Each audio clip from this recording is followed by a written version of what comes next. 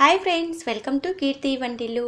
ఈరోజు special recipe ఎన్నో ఆరోగ్య ప్రయోజనాలున్న డ్రై ఫ్రూట్స్ లడ్డును ఎలా తయారు చేసుకోవాలో చూపించబోతున్నానండి. వీడియోని పూర్తిగా చూసి ఈ హెల్తీ లడ్డులను మీ ఇంట్లో వాళ్ళకు చేసి పెట్టండి. అందరూ ఇష్టంగా తినేస్తారు. ఫస్ట్ స్టవ్ ఆన్ చేసుకొని వెడల్పుగా మందంగా ఉన్న కడాయి పెట్టుకోవాలి. కడాయిని కొద్దిగా వేడి చేసుకున్న తర్వాత 1 కప్పు బాదం పప్పులు, 1 కప్పు పల్లీలు వేసుకొని లో ఫ్లేమ్లో దోరగా ఫ్రై చేసుకోవాలి. వీటిని లో ఫ్లేమ్లో ఫ్రై చేసుకుంటేనే బాదం పప్పులు పల్లీలు లోపలి వరకు బాగా ఫ్రై అయ్యి లడ్డూలు పచ్చివాసన లేకుండా చాలా రుచిగా ఉంటాయి. బాదం పప్పులు పల్లీలని ఇలా దోరగా ఫ్రై చేసుకున్న తర్వాత మనం బాదం పప్పులు తీసుకునే కప్పు కంటే కొద్దిగా తక్కువగా ఉండే కప్పుతో 1 కప్పు జీడిపప్పు, 1 కప్పు పిస్తా పప్పులు, 1 కప్పు వాల్నట్స్ వేసుకొని వీటిని కూడా లో ఫ్లేమ్లో ఫ్రై చేసుకోవాలి.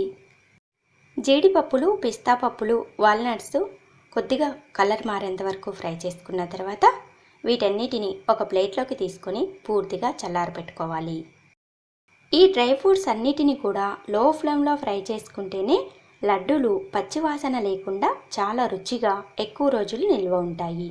ఇప్పుడు అదే ప్యాన్లోనికి 1 కప్పు గుమ్మడి గింజలు, 1 కప్పు పొద్దుతిరుగుడు గింజలు వేసుకొని ఫ్రై చేసుకోవాలి. లో ఫ్లేమ్లోనే ఫ్రై చేసుకోండి.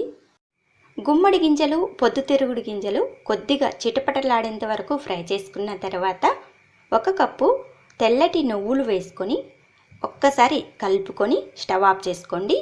ప్యాన్లో ఉన్న వేడికే మనకి నువ్వులు అనేది త్వరగా వేగిపోతాయి. నువ్వులు చిటపటలాడేంత వరకు ఫ్రై చేసుకున్న తర్వాత వీటన్నిటిని ఒక ప్లేట్లోకి తీసుకొని వీటిని కూడా పూర్తిగా చల్లారబెట్టుకోండి.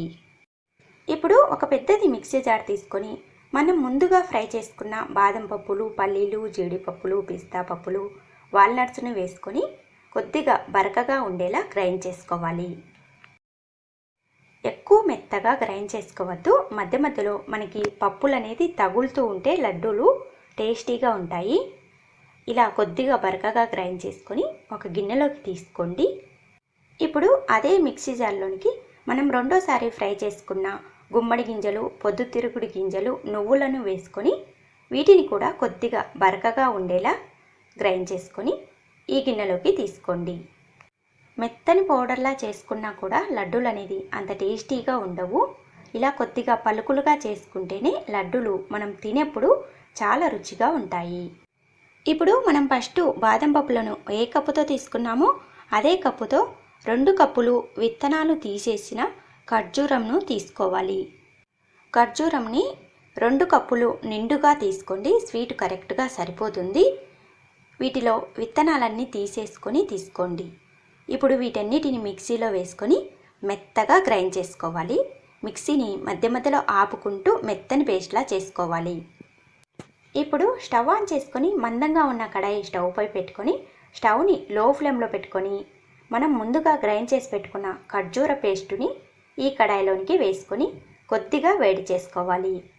ఖర్జూర పేస్టుని ఇలా వేడి చేసుకోవడం వల్ల లడ్డూలు ఎక్కువ రోజులు నిల్వ ఉంటాయి. ఇలా ఒక 2 నిమిషాలు వేడి చేసుకున్న తర్వాత స్టవ్ ఆఫ్ చేసుకొని ముందుగా గ్రైండ్ చేసి పెట్టుకున్న డ్రై ఫ్రూట్స్ పౌడర్ని వేసుకొని బాగా కలుపుకోండి. ఖర్జూరంకి బదులుగా మీరు బెల్లం కూడా వాడుకోవచ్చు. బెల్లం వేసుకునే వాళ్ళు మిక్సీ జార్లో ఈ డ్రై ఫ్రూట్స్ పౌడర్ని కొద్దిగా వేసుకొని బెల్లంని వేసుకొని మెత్తగా గ్రైండ్ చేసుకొని లడ్డూల్లా చుట్టుకోవచ్చు.